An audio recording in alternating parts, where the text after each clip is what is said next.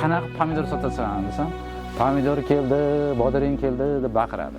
Sizni ko'pchilik yozuvchi, hamma joyga jalba qilaveradi. Shunaqa gaplar bilan to'g'risi o'zimga ham ko'p aytishadi. To'g'ri, eshitaman, o'zim ham orqadan aytishadi, yozuvchi deyishadi. Mana ularga dushmanligim yo'q.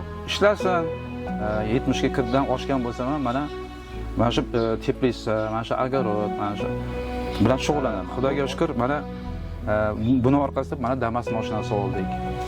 Endi bundan oshiq nima qilish kerak? Davlat hamma sharoit yaratib qo'ygan. Ekityapti. Mana viloyat hokimi Zoir Mirzayevga men ko'rib xursand bo'laman-da. Mana shu Piskent tumaniga ko'p keladi-da, yerlarga mana shu ekinlarni hammasini nazorat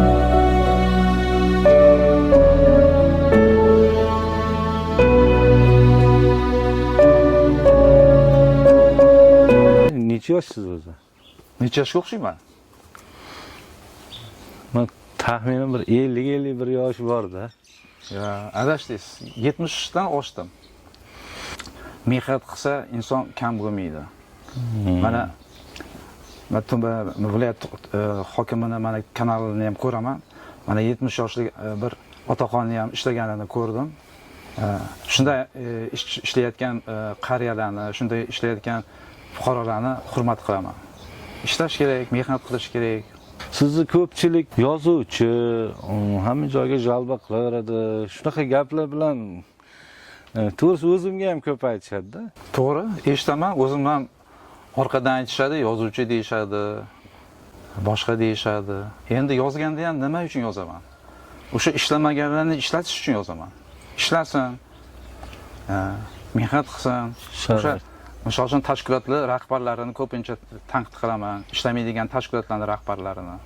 Mana ularga dushmanligim yo'q. Ishlasin. Men faqat tanqid emas, kerak bo'lsa maqtagan hollarim ham bor. Telegramda o'sha guruhga kanalingizni yurg'izib, hammani yomonlab o'tirasiz deb o'ylagandim. Mana hozir ko'rib, hayratlanib turibman-da. Gapingiz to'g'ri. Lolariq mahalla fuqarolar yig'ini kanalim bor. Piskent jamoatchilik nazorati kanalim bor. O'shani yuritaman. Bu bo'sh paytimda. Mana shu mahalla uchun, Piskent tuman xalqi uchun yuritaman. Ozgina bo'lsa ham yordamim tegadi deb mana shu kanalga vaqt ajrataman. Undan tashqari 70 ga kirdan oshgan bo'lsam ham mana shu teplitsa, mana shu огород, mana shu bilan shug'ullanaman. Bu oilamizga qo'shimcha daromad olib keladi, birinchidan. Ikkinchidan, mana o'g'lim, kelinim, nevaralarim mana shu ish bilan mashg'ul bo'ladi. Mana shularning hammasini gulini bittadan suvga botirib chiqadi. Bularning hammasi mehnat bilan, hammasi bittadan tarab chiqish kerak.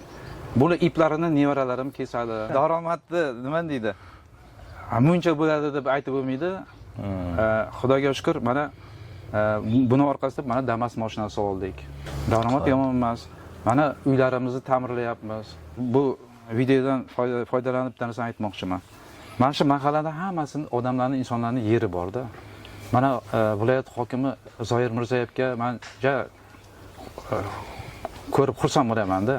Mana shu Piskent tumaniga ko'p keladi-da, yerlarga mana shu ekinlarni hammasini nazorat qiladi-da. Yaxshi inson.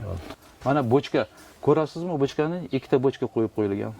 Bochka to'ldiriladi, bochka to'ldirilib, keyin kapelniy sistemaga suv keladi. U bochkani to'ldirish kerak. Bu pomidorlarni, teplitsani, ko'chatlarni ko'kartirish uchun albatta suv kerak. Bizda suv ariqdan oqadigan suv yo'q. Shuning uchun tashib olib kelib, misol uchun mana shu bochkalarga olib kelib, mana ko'rganingizdek, yana bochkalarda sug'oramiz. Endi shunday joylar bor, ayrim qishloqlarga boraman, ariqda so'qib yotadi. Uyini oldida yerlari bor. Ekishmaydi. Shunday insonlarga maslahatim, eksin, mehnat qilsin. Bu qo'shimcha daromad-ku bu. Yeri uvol qilmasin. Katyolni ko'rasizmi? Katyol tomonga o'tsangiz, ko'mir. 3 tonna ko'mir ketadi bir yilga. Katyolni ota-bola yasadik. Gaz mumkin emas. O'g'lim ishlaydi davlat ishida. Mana o'zim nafaqa olaman. Nafaqa beradi. Yetyapti. Endi nafaqaga qarab o'tirmaymiz. Men o'zim ham qarab o'tirmayman. Ishlayman. Mana shu o'g'illarimga, kelinlarimga, nevaralarimga hunar o'rgataman. Mana shu hammasini ishlattiraman. o'zim ham qarashaman. Inson ishlasa qoni yurishadi, o'zini sog'lig'i. Mana siz boya aytdingizki, yoshingiz 50 dami deb. Nimaga men yosh ko'rinaman? Shu mehnat qilganim uchun yosh ko'rinaman. Agar mehnat qilmasam, yotaversam, men o'tiraversam, nima bo'ladi? Sog'liq ketadi. Qon aylanmaydi. Inson harakat qilishi kerak-da, harakat qilsa hammasi bo'ladi. O'g'lim ish tugaydi, kelinim ish tugaydi, sotishga borish kerak. Damasga ortib, To'ytepani do'mlariga sotib kiradi, pishka deydimi? O'sha yerga olib sotib kiradi. 5 yashar nevaram. Hozir bo'lganda men o'rgatmasdim, aytardi. Qanaqa pomidor sotasan desam, pomidor keldi, bodaring keldi deb baqiradi. Qimmatroq ham sotiladi. Undan keyin magazinlarga ham topshiradi. Bozorga borsangiz, bozorda yerga urib tashlaydi. Nega olsatorda hammasi? Ular dehqon emas. Mana shu prinsipni ham internetdan olib o'zim yasaganman. Buni ham qilib beraman. Soham Svaz institutida o'qiganman. Texnika xavfsizligi injeneriman. Endi bundan oshiq nima qilish kerak? Davlat hamma sharoit yaratib qo'ygan. Ekityapti.